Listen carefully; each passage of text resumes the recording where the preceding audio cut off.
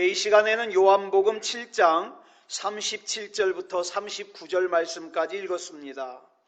요한복음 21번째 시간입니다. 오늘 부제목은 생수의 강이 흐르는 신앙생활을 합시다입니다.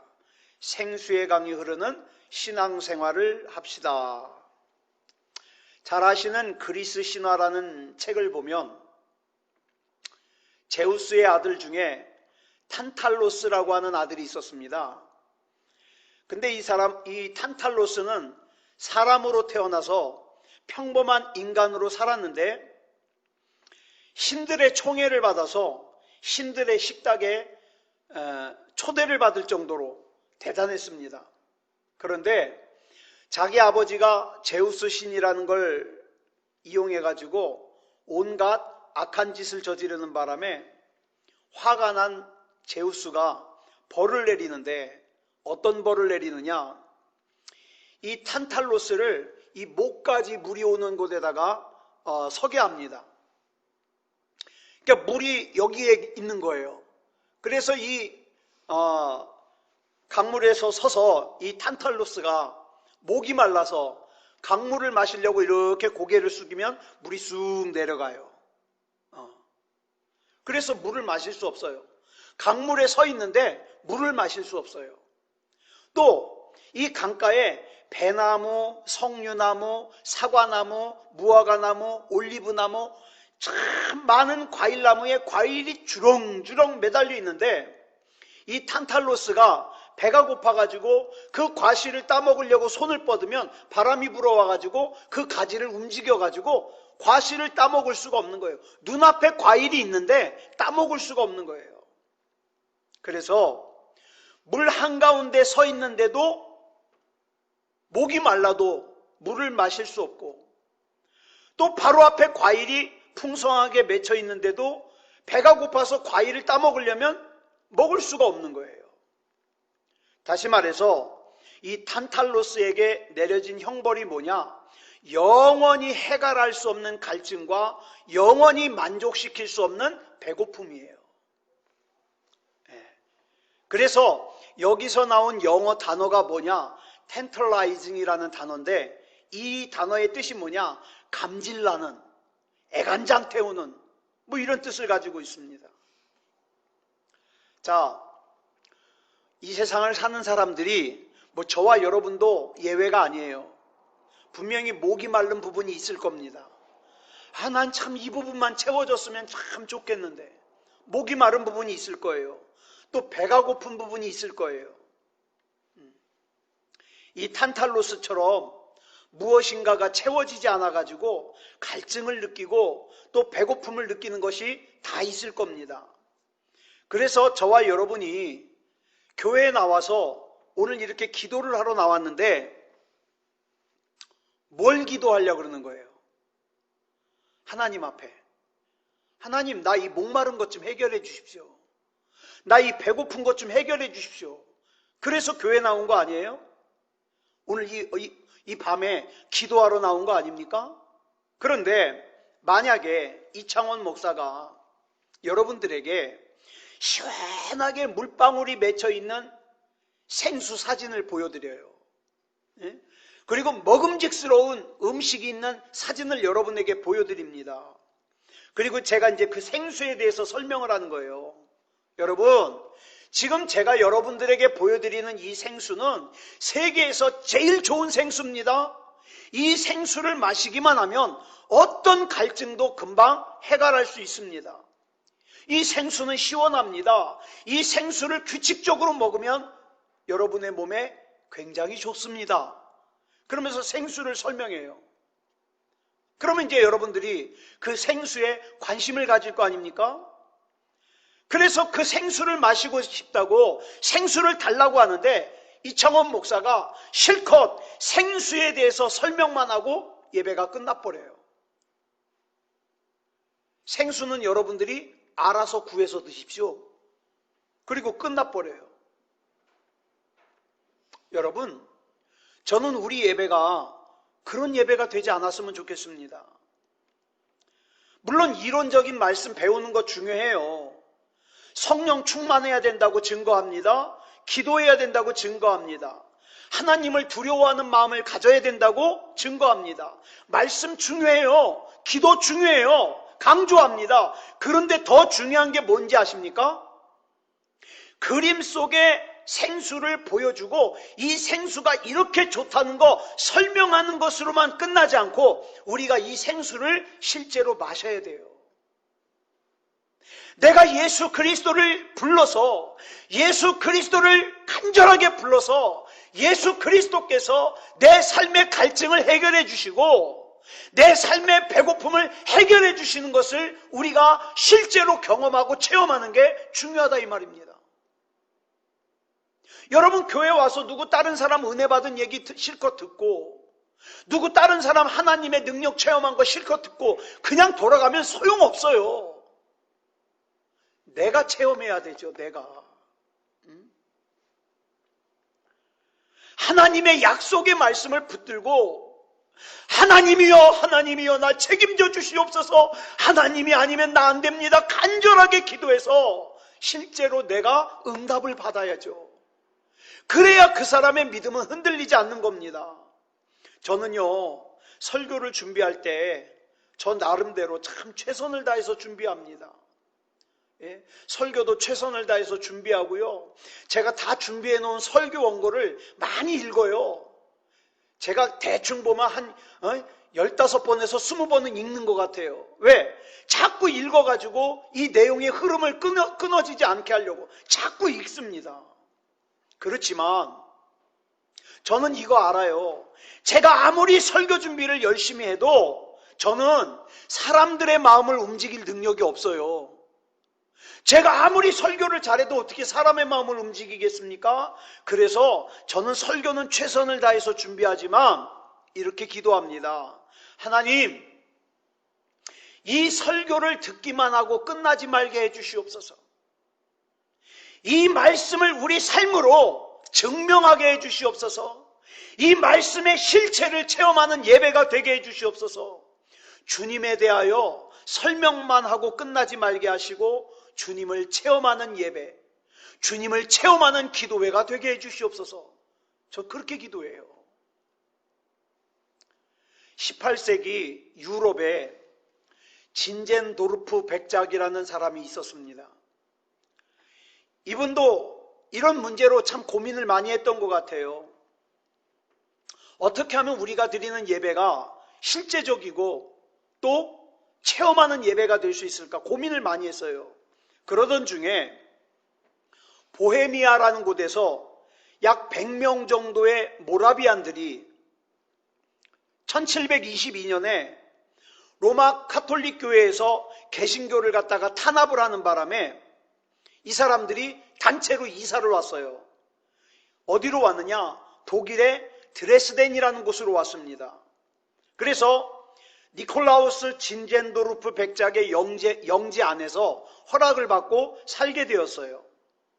그런데 평소에 하나님께서 살아계시다는 건 내가 알겠는데 왜 나는 그 살아계신 하나님을 한 번도 체험할 수 없는 것인가? 이걸 가지고 고민을 하던 진젠도르프 백작은 자신의 영지 안으로 이주해온 이 모라비안들과 하나님께 깊은 기도를 드리면서 하나님, 우리가 드리는 예배에 부흥을 주시옵소서. 이 예배를 통하여서 하나님을 체험하게 해주시옵소서. 간절하게 기도했어요. 그러다가 이 진젠도르프 백작이 27살 되던 해에 성령을 받았어요. 성령을 받았어요. 예수님을 만나는 체험을 했어요. 그러고 난 다음에 이 모라비안 이 사람들과 함께 교파를 만들었는데 이 모라비안이라는 이 교파는 예배를 드릴 때마다 은혜를 체험하는 거예요. 그냥 왔다 그냥 돌아가는 예가 없어요. 하나님 은혜 베풀어 주실 때까지 예배합니다. 그러니까 딱 시간을 정해놓고 예배를 드리지 않았겠죠. 은혜 주실 때까지, 하나님 체험할 때까지. 그래서 이들은 예배를 드릴 때마다 하나님의 임재를 체험하게 되었고 그림 보여주는 것으로 끝나는 예배가 아니라 실체를 경험하는, 실체를 체험하는 그런 예배를 드렸습니다. 작년에 우리 지방회에서 독일을 중심으로 해서 성지순례를 갔어요. 저는 못 갔어요. 그런데 이 성지순례를 다녀오신 분들이 이 모라비안의 발자취를 따르면서 참 은혜를 많이 받았다 그러더라고요. 그런데 정작 이 모라비안 교파가 유명해지게 된 것은 영국의 목사인 존 웨슬리 목사 때문이에요. 이 존 웨슬리 목사가 미국으로 선교를 하러 갔다가 대실패를 했어요. 아무리 복음을 전하도 믿지를 않는 거예요. 그래서 실패하고 다시 대서양을 건너서 영국으로 돌아가는 길이었어요.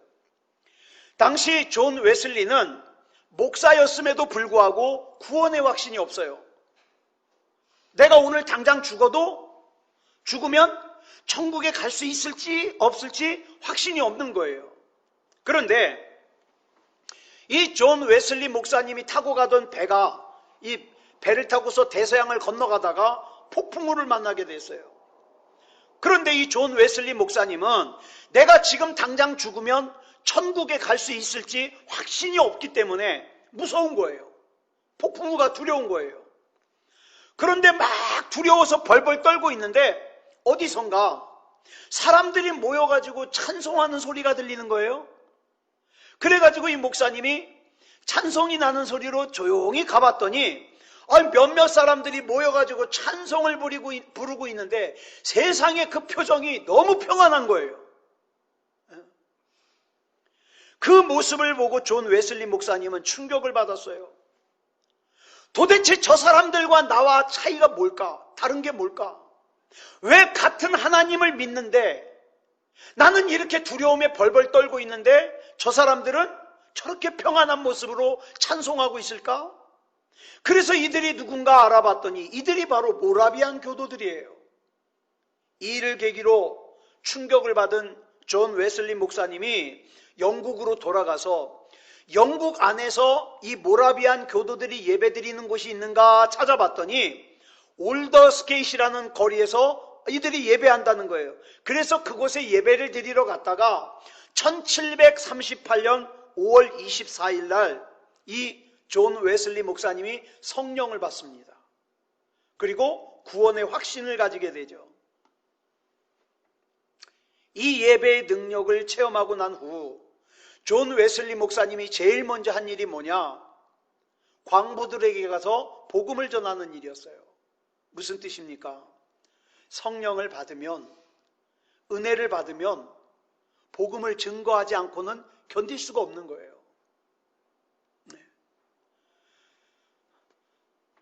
저는 오늘 또 가서 이제 우리 누님 둘이랑 가서 아버지를 뵙고 왔어요.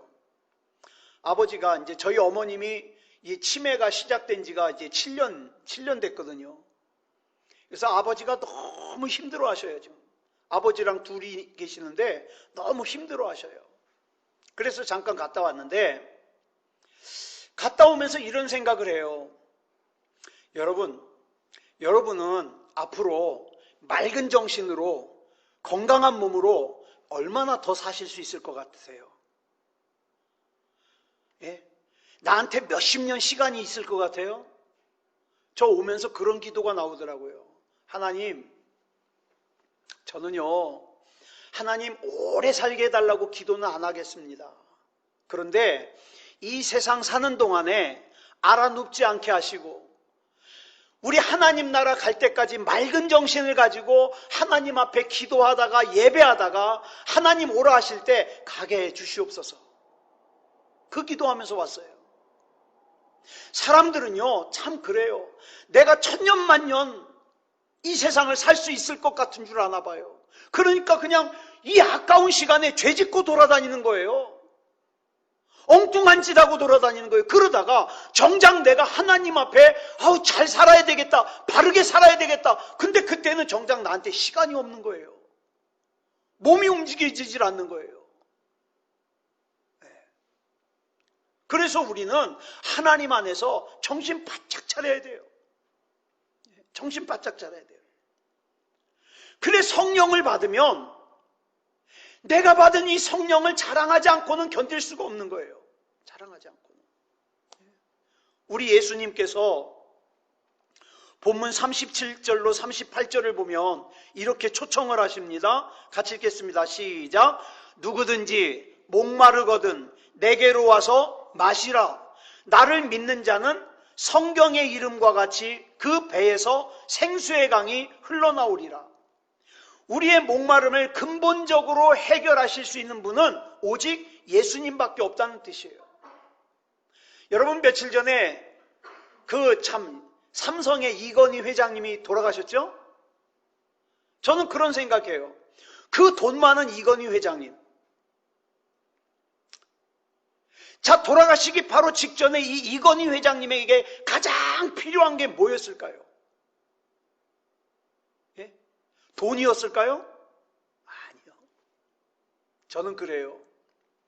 이분이 만약에 구원에 관한 것을 알았더라면 아마 그렇게 얘기했을 거요. 내가 가진 전 재산을 줄 테니까 나 구원받게 해달라고. 모르잖아요. 구원을 모르잖아요. 네, 구원을. 여러분, 우리의 목마름을 근본적으로 해결하실 수 있는 분은요, 예수님밖에 없어요. 그런데 여기 보니까 예수님께서 성령님을 뭐라고 얘기를 하셨냐? 생수의 강이라 그랬어요. 성령님을 생수의 강. 그 다음에 성령님 안에서 거하는 자의 삶을 뭐라고 표현했느냐? 배에서 생수의 강이 흘러나오는 삶이라 그랬어요. 여러분, 배에서 생수의 강이 흘러나온다는 게 뭘까요? 우리 인간의 몸 중에서 군살이 제일 많이 끼는 곳이 어딜까요? 배예요, 배. 건강검진을 받으러 가면요, 지방을 갖다가 어디서 재요? 이 뱃살에서 재요. 여기가 기름이 제일 빨리 끼니까, 많이 끼니까. 그래서 살을 뺄 때도요, 살을 뺄 때도 어디가 제일 늦게 빠져요? 배가 제일 늦게 빠져요, 배가. 그리고 만병의 근원도 따지고 보면 어디서부터 탈이 나기 시작해요? 배에서부터 탈이 나기 시작해요. 우리 인간의 뱃속으로 한번 들어간 것은 절대로 다른 사람과 나눌 수가 없어요. 그렇잖아요? 내 뱃속으로 들어갔는데. 그래서 인간의 배는 뭘 상징하냐? 욕망을 상징해요. 탐욕을 상징해요. 그런데 생명의 강이신 성령님께서는 그 욕망의 상징인, 탐욕의 상징인 그 배로부터 뭐가 솟아나오게 해요? 생수의 강이 흘러나오게 해요. 그래서 성령을 받기 전에는 오직 나밖에 몰랐어요. 나만 잘 살면 돼. 나만 편하면 돼. 나만 돈 벌면 돼. 그런데 이 배에서 생수의 강이 흘러나오는 삶을 살다 보니까 어떻게 됩니까? 다른 사람이 보이기 시작하는 거예요. 저 사람 저렇게 살다가 지옥 가면 어떡하지? 안 되는데? 빨리 예수님을 알아야 되는데? 복음을 전하게 되는 거예요. 예.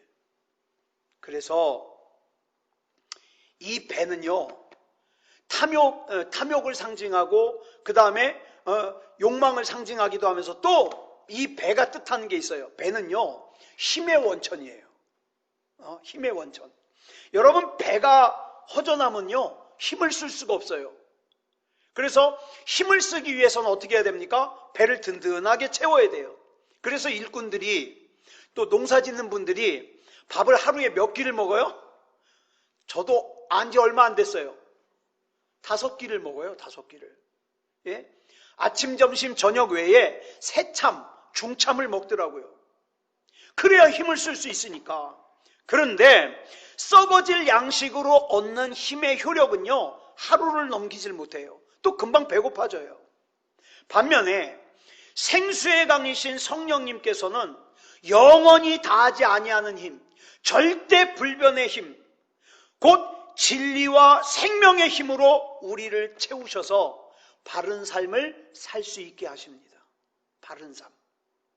그 결과 성령님 안에 거하는 자의 배에서는요, 생명과 힘의 근원인 생수의 강이 흘러나오는 거예요. 여러분, 진리의 삶을 살기를 원하는 사람들이 반드시 성령님 안에 거해야 되는 이유가 바로 여기 있습니다. 이 갈급한 심령에는요, 아무리 윤리, 도덕, 당위성을 얘기해봐야 소용이 없어요. 오직 예수님을 만나고 예수님께서 우리 속에서 역사하시면 우리 속에서 생수의 강이 흘러나오는 거예요. 여러분, 하나님을 알지 못하는 사람에게 아무리 윤리를 얘기해봐요.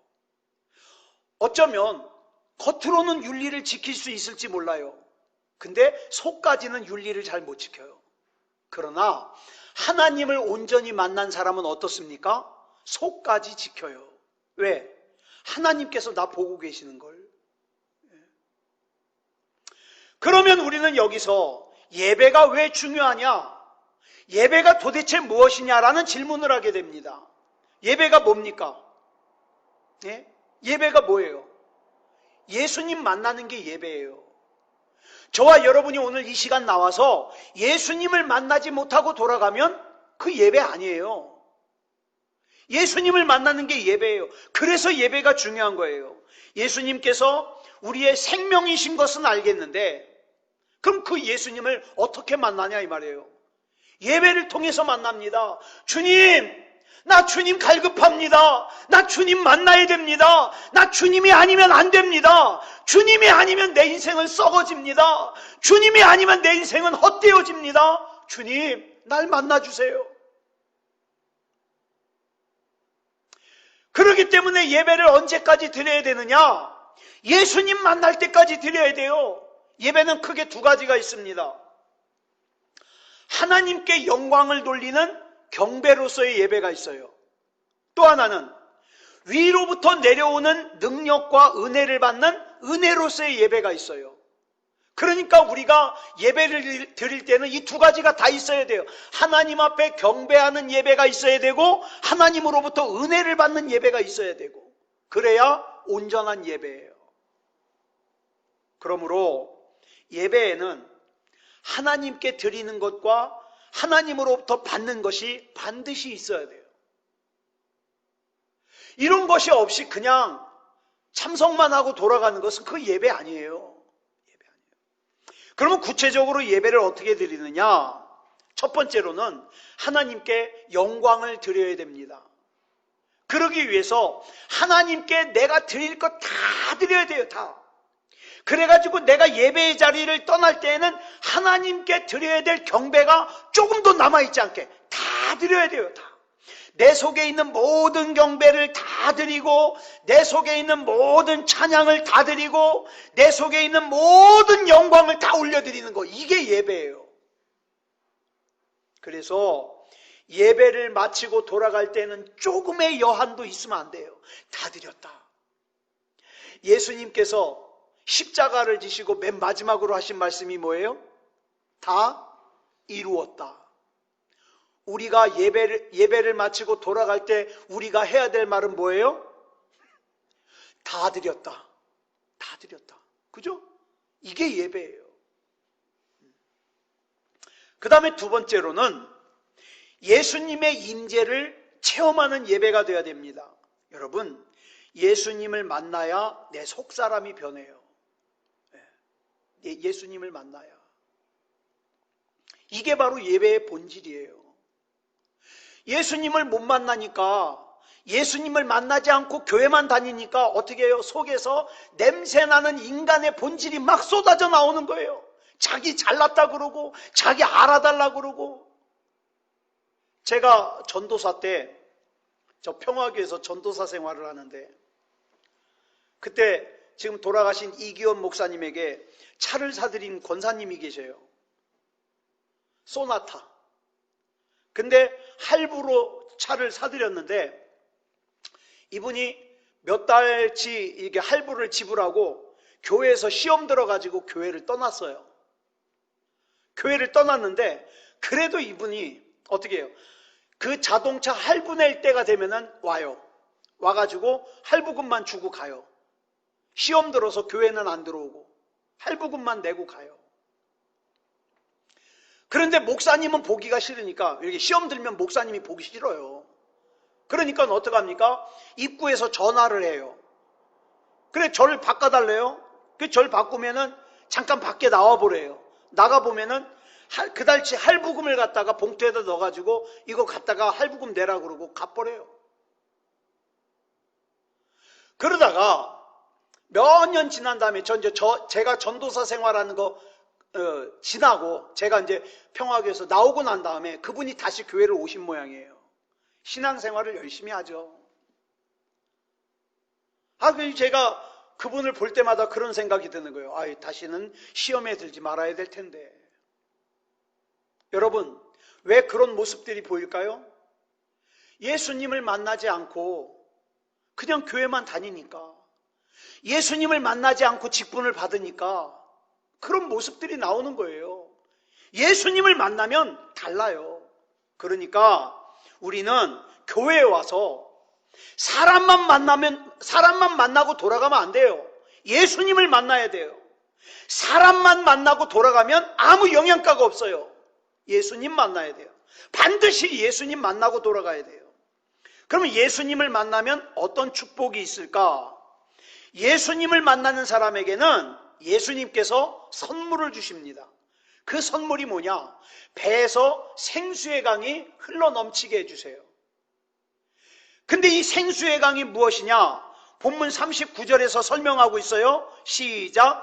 이는 그를 믿는 자들이 받을 성령을 가리켜 말씀하신 것이라. 그러니까 내 안에서 성령이 역사하시는데 그 성령이 역사하심을 뭐로 비유했냐? 생수의 강이 흘러난다고 비유했어요. 여러분, 성경에서 강이 상징하는 거, 강 그러면 대표적으로 생각나는 게 있죠. 뭐가 생각나요? 에스겔서 47장이 생각나요. 에스겔서 47장 9절 말씀을 보면 이렇게 말씀하고 있어요. 시작. 이 강물이 이르는 곳마다 번성하는 모든 생물이 살고 또 고기가 심히 많으리니 이 물이 흘러 들어가므로 바닷물이 되살아나겠고 이 강이 이르는 각처에 모든 것이 살 것이며. 자, 이 에스겔서 47장을 시작하는 내용을 보면 이 물이 어디서부터 시작되느냐? 성전 문지방 밑에서부터 이 물이 흘러나오기 시작해요. 은혜의 물이죠. 이 은혜의 물이 강물이 되어가지고 그 강물이 닿는 곳마다 생명이 살아나는 역사가 나타나요. 여러분, 요즘 살기가 어떠십니까? 힘들죠? 고단하죠? 저도 무척 힘들어요. 굉장히 힘들어요. 그런데 이렇게 힘들 때 그러면 이 힘든 거를 해결할 수 있는 길이 뭘까요? 돈이 좀 많으면 해결될까요? 그렇지 않아요. 뭘로 해결할까요? 이 생수의 강이 흘러넘치는 걸 경험하면 해결이 됩니다. 생수의 강, 즉 성령님이 충만하면 첫 번째 현상이 뭔지 아세요? 기뻐져요. 여러분, 찬양을 오래 불러보세요. 하나님 앞에 내가 개인적으로 기도를 하는데 난 기도 잘 못해요. 그러지 말고 기도 잘 못해도 돼요. 그냥 예수님만 한번 불러보세요. 앉아서 예수님, 예수님, 예수님. 어느 순간에 마음이 평안해져요. 기쁨이 와요. 왜요? 생수의 강이 흘러넘치는 거예요. 사랑하는 여러분, 하나님 앞에서 기쁨이 넘치는 사람이 되자고요. 기쁨이. 무슨 일을 하든지 피곤함이 없어지겠죠. 사도행전 5장 41절을 볼까요? 시작. 사도들은 그 이름을 위하여 능욕받는 일에 합당한 자로 여기심을 기뻐하면서 공회 앞을 떠나니라. 세상에 기뻐하다 뭐까지 기뻐하고 있어요? 예수 그리스도 이름을 증거하다가 어려움을 당하는 걸 갖다가 기뻐해요. 하나님께서 나를 이 일을 나한테 맡겨주시는 걸 기뻐하셨구나. 감사하지. 내가 예수님의 복음을 전하다가 내가 이 능욕을 당할 수 있는 거, 내가 이 일을 할 수 있는 거 너무 감사해. 기뻐하는 거예요. 어떻게 이럴 수 있어요? 그 안에서 생수의 강, 즉 성령의 충만함이 있으니까 가능해요. 사랑하는 여러분, 이제 저와 여러분에게는요, 예수 믿는 것 같은 게 중요한 게 아니에요. 예수 믿어야 돼요. 믿음 비스름한 것 가지고 되는 게 아니에요. 믿음다운 믿음이어야 돼요. 그래야 지금 현재 저와 여러분이 처해 있는 이 상황에서 이겨낼 수 있습니다. 예, 이겨낼 수 있어요. 혹시 지금 피곤이 충만하다든가 또 짜증이 충만하다든가 뭐가 필요하냐? 성령의 충만함이 필요해요. 성령의 충만함. 생수의 강이 흘러야 돼요. 그렇다면 오늘 이 시간 우리가 기도할 때 필요한 게 뭡니까? 물론 오늘 여러분들 기도 제목 가지고 나오셨을 거예요. 그런데 그거보다 가장 먼저 필요한 게 뭐냐? 주여, 내 안에 생수의 강이 흘러넘치게 해주시옵소서. 생수의 강이 흘러넘치게 해주시옵소서. 이거 먼저 기도해야 되겠죠. 또한 성령이 생수의 강같이 흐르면 우리에게 뭐가 생기느냐? 능력이 생깁니다. 그래서 성도는 인간의 능력으로 사는 존재가 아니라 하나님의 능력으로 사는 존재예요. 요한복음 16장 12절부터 13절까지 보겠습니다. 시작. 내가 아직도 너희에게 이를 것이 많으나 지금은 너희가 감당하지 못하리라. 그러나 진리의 성령이 오시면 그가 너희를 모든 진리 가운데로 인도하시리니. 즉 예배를 통하여 성령님께서 임하시면 성령님께서 우리를 진리 가운데로 인도하시는 사역을 하신다는 거예요. 실제로 우리가 살면서 내가 어디로 가야 될지, 내가 무슨 일을 해야 될지 잘 모를 때가 있어요. 어려운 문제가 툭 터졌는데 도대체 내가 어떻게 해야 될지를 모르겠는 거예요. 내가 어디로 가야 될지, 내가 무슨 일부터 해야 될지 모르겠는 거예요. 여러분, 우리가 살면서 계획을 잘 세워야 됩니다. 그런데 계획을 잘 세워야 되지만 여러분, 계획 세운 대로 되던가요? 계획 세운 대로만 되면 뭔 걱정이에요. 근데 계획 세운 대로 안 되는 게 많아요. 하나님의 일도 마찬가지인 것이 계획을 잘 세워놔도 하나님의 성령이 원하시는 방향이 다른 길이면 어떡합니까? 그 길을 순종해야 돼요. 대표적인 예가 사도행전 16장에서 사도 바울이 아시아로 전도를 하러 가려고 기도하고 가려고 하는데 꿈에 마게도냐 사람이 꿈에 나타나더니 와서 도와달라 그러는 거예요. 그러니까 아시아로 가려고 했던 방향을 성령께서 마게도냐로 가라 그러는구나. 방향을 바꾸잖아요. 그러므로 여러분 기억하세요. 저와 여러분의 삶에 기도하면서 계획을 잘 세우세요. 계획을 치밀하게 세워서요. 그렇지만 움직이는 중에 하나님께서 나를 다른 길로 인도하시면 하나님께서 인도하시는 길로 순종해야 됩니다. 혹시 나의 미래에 대하여 불안하신 분 있습니까? 내가 10년 뒤에 잘 살고 있을까? 20년 뒤에 잘 살고 있을까? 여러분, 제가 경험해 보니까 그래요. 제가 어디로 가야 될지를 몰라가지고 참 답답할 때 저는 기도를 잘 못해요. 그 말을 잘 못하니까, 기도를 잘 못하니까 앉아가지고 뭐라고만 얘기하냐? 주님, 날 좀 인도해 주십시오. 주님. 그러면요, 어느 순간에 갈 길을 인도해 주세요. 너무너무 두려워서 너무너무 걱정이 돼가지고 견딜 수 없을 때 주님을 부르면 어느 순간에 어떻습니까? 마음이 편안해져요. 로마서 8장 26절을 보겠습니다. 시작. 이와 같이 성령도 우리의 연약함을 도우시나니 우리는 마땅히 기도할 바를 알지 못하나 오직 성령이 말할 수 없는 탄식으로 우리를 위하여 친히 간구하시느니라. 아멘.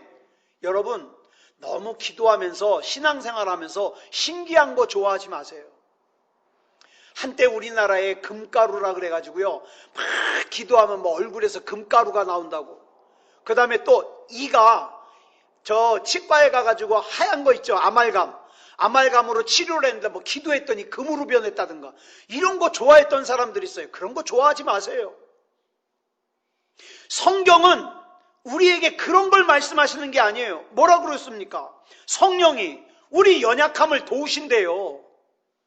이창원 목사가 하는 말이 아니라 하나님의 말씀이 그러잖아요. 그러면 내 연약함을 놓고 기도하라고요. 왜? 성령님이 내 연약함을 도우실 거니까.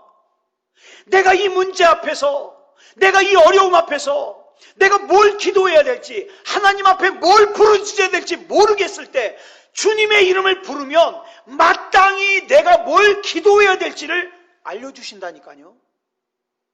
더 중요한 게 있어요. 내가 답답해하는 것보다 성령님께서 더 답답해하면서 탄식함으로 나를 위해서 기도해 주세요. 여러분, 기도하는 사람이 세상 사람들과 다른 이유는 성령님께서 인도해 주시기 때문이에요. 성령님께서. 그러므로 우리 가운데 생수의 강이 흘러넘치기만 하면 능력 가운데 살 수 있어요. 기쁨 가운데 살 수 있어요. 그러니까 기도 너무 어렵게 하려고 하지 말고요, 주님 날 붙잡아 주세요. 나 주님이 아니면 안 돼요. 주님이 나 붙잡아 주세요. 기도하면 생수의 강이 흘러넘친다고요. 반대로 우리 가운데서 성령이 역사하시지 않으면 어떤 일이 벌어질까요? 간단해요. 기쁨이 없어요. 뭘 해도 기쁘질 않아요. 항상 짜증이 나고 피곤하고 능력이 없고 열매도 없고 하는 일마다 꼬이고, 성령님의 인도하심이 없기 때문에 자기 생각대로 살다 보니까 어떡합니까? 내 생각과 다른 사람의 생각이 충돌해가지고 어떡합니까? 다툼이 있고, 그쵸? 어려움이 있어요. 그렇기 때문에 여러분, 신앙생활에 있어서 성령님의 인도하심은 필수입니다. 중요해요. 그래서 아무쪼록 저와 여러분의 삶 가운데 생수의 강이 흘러넘치는 성령님의 인도하심이 있는 그런 신앙생활이 되기를 축복합니다. 오늘 이제 개인적으로 기도하실 때요, 물론 여러분들이 가지고 있는 기도 제목도 중요해요. 근데 여러분, 그 기도의 제목을 갖다가 내가 하나님 앞에 뭐라고 기도할까요? 내가 기도로 하나님을 설득을 해야 되는데 뭐라고 설득할까요? 나 말 잘 못하잖아요. 그런데 여러분, 어린아이들이 부모님께 필요한 게 있어가지고 부모님한테 자기 필요한 걸 얘기를 해야 되는데, 그거 뭐 논리정연하게 얘기할 필요 뭐 있어요? 아빠, 엄마. 그러면 그러죠. 왜? 그냥요. 아빠, 엄마, 왜? 뭐 필요해? 긴 말이 필요 없는 거예요. 하나님과 나와의 관계가 맺어지면요, 그냥 주님 불러도 돼요. 왜? 내 심정 아시니까. 이건 어떤 사람만 가능해요? 생수의 강이 흘러넘치는 사람만 가능합니다. 이 생수의 강이 흘러넘치는 신앙생활이 되기 바랍니다. 기도하겠습니다. 사랑의 아버지 하나님, 감사합니다. 오늘 이 시간 생수의 강이 흘러넘치는 신앙생활이 되자는 주제로 하나님 말씀 나누었습니다. 우리 가운데 그냥 교회만 왔다 갔다 하는 사람 없게 하여 주시고, 반드시 하나님 만나게 하시고, 생수의 강이 우리 배에서 흘러넘치게 하시고, 성령님의 인도하심을 받는 그런 삶이 되게 해 주시옵소서. 사랑의 아버지 하나님, 그 어느 때보다도 믿음다운 믿음이 필요한 때가 되었습니다. 우리 하나님 앞에서 흔들리지 않는 신앙이 되게 하시고, 오늘 이 밤에 우리가 가지고 나온 기도의 제목을 가지고 하나님 앞에 기도할 때에 하나님 들으시고 응답해 주시옵소서, 역사해 주시옵소서. 모든 것을 우리 주님 앞에 맡겨드리오며 그리스도 예수님의 이름으로 간절히 기도드렸사옵나이다. 아멘.